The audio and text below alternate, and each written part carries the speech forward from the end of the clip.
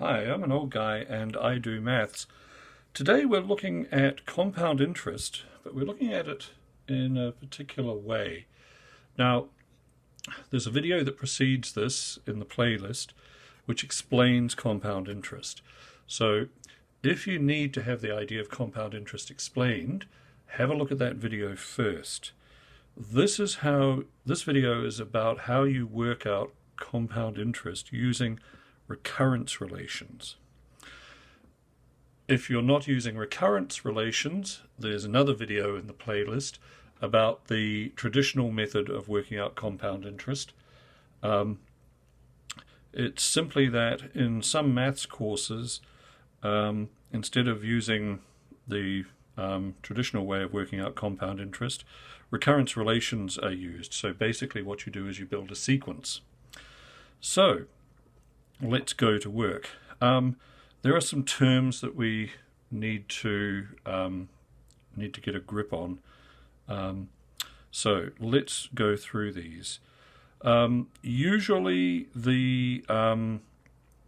our sums, as in money, are expressed in terms of V. So we have V0, which is the initial sum, the principal, which is the amount of money that you start with. We have Vn, which is the nth term. So that could be, for example, V5, which is the fifth term, or V6, which is the sixth term. N just stands in for any of these numbers. Vn plus 1 is the term after that. So if V5 is Vn, I hope you can see that. If Vn is V5, then Vn plus 1 will be V6, which is the sixth term.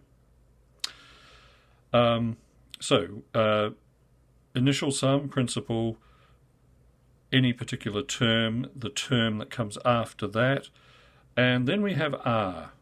This is my best attempt at writing a capital R. And that is equal to 1 plus little r over 100. Now, little r is the interest rate. So let's just say that the interest rate is 6%.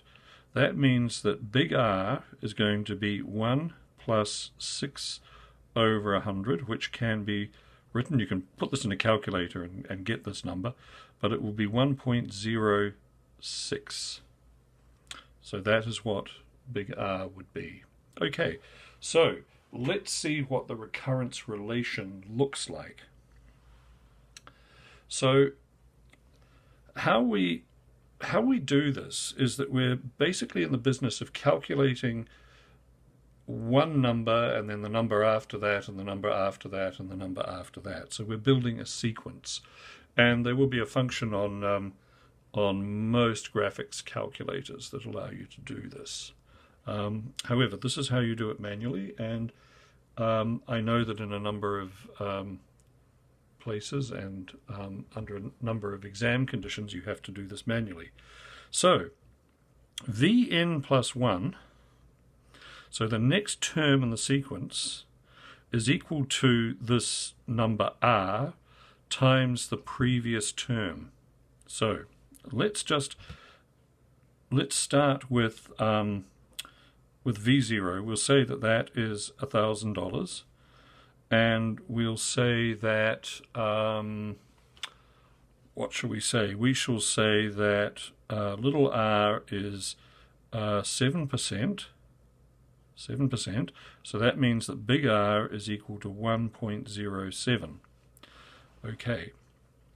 So if we're looking for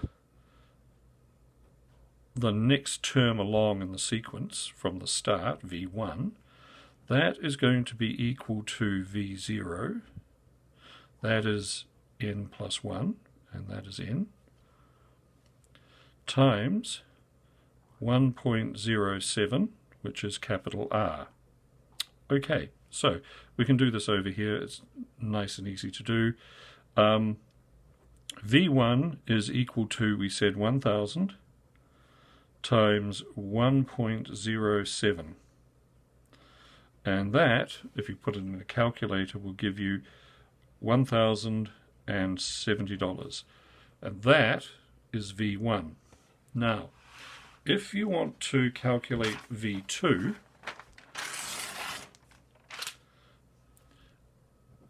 V2 is going to be equal to V1 times R. So V2 is going to be equal to 1070 times 1.07. And I just need to reach for a calculator.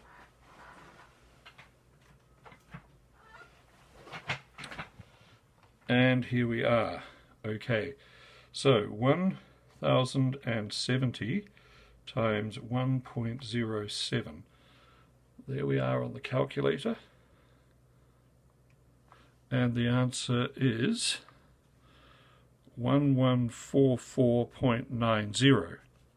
So we're building up a sequence, the first term of which is maybe our initial term. I don't know if you want to count that that 1,000, but if you don't, the first term then is 1070. We take that and multiply it again by R, and we get that. Now, doing this over and over and over again becomes unpleasant and repetitive, so there is a shortcut. Vn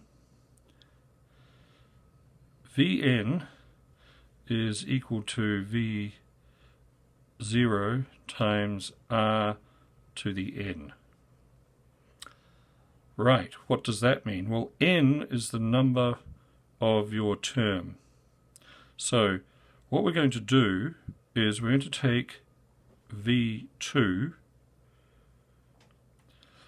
and we're going to start with V0, 1000, and we're going to multiply that by 1.07 to the power of 2. So that's going to give us the second term, and it's going to allow us to bypass that first term. So here goes. 1000 times 1.07 to the power of 2. There we are. And what do we get? We get 1144.90. I hope you can see that. So that's the very basics of how you get a recurrence relation to generate either a compound interest rate sequence or how you find a particular number in that sequence. Okay, so I hope that was helpful and not too confusing. If you want to have a look at the other compound interest rate videos, feel free. Certainly the one that explains the basic idea of compound interest might be useful if you're new to this. Thanks for watching. See you next time.